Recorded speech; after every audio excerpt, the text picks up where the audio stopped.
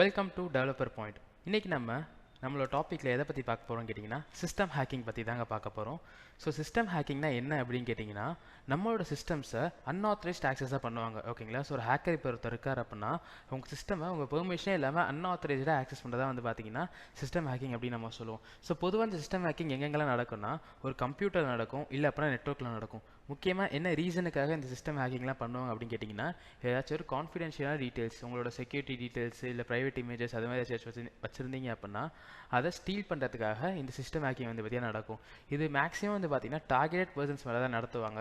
Targeted persons இந்த sense அப்படின்னா ஒரு பர்சனை நம்ம ஏதாச்சும் ஹேக் பண்ணணும் அப்படிங்கிற ஒரு மோட்டிவ் இருக்கிறப்ப அவங்கள சுற்றி ஃபுல்லாக ஃபாலோ பண்ணி ஸோ அவங்க என்னென்னலாம் ஆக்சஸ் பண்ணுறாங்க, என்னென்ன அப்ளிகேஷன்ஸ்லாம் யூஸ் பண்ணுறாங்க, எல்லா விதமான விஷயங்களையுமே தெரிஞ்சு தான் இந்த சிஸ்டம் ஹேக்கிங் பார்த்தீங்கன்னா நம்மளால் பண்ண முடியும்.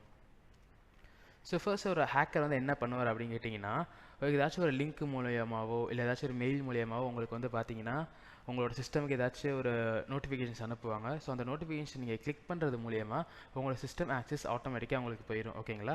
இந்த மாதிரியான கண்டென்ட்ஸ்லாம் நீங்கள் எங்கே போய் படிக்கிறீங்க அப்படின்னு கேட்டிங்க அப்படின்னா காஷி இன்ஃபோடெக்கில் ஒரு இன்டர்ன்ஷிப் பார்த்தீங்கன்னா பிளான் பண்ணியிருக்காங்க. ஓகேங்களா?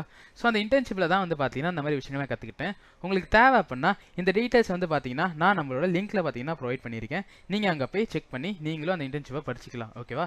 ஸோ இந்த சேனல் உங்களுக்கு பிடிச்சிருந்தது, என்னோட வீடியோஸ் உங்களுக்கு பிடிச்சிருந்தது அப்படின்னா என் சேனலை ஃபாலோ பண்ணி சப்ஸ்கிரைப் பண்ணிக்கோங்க. தேங்க்யூ.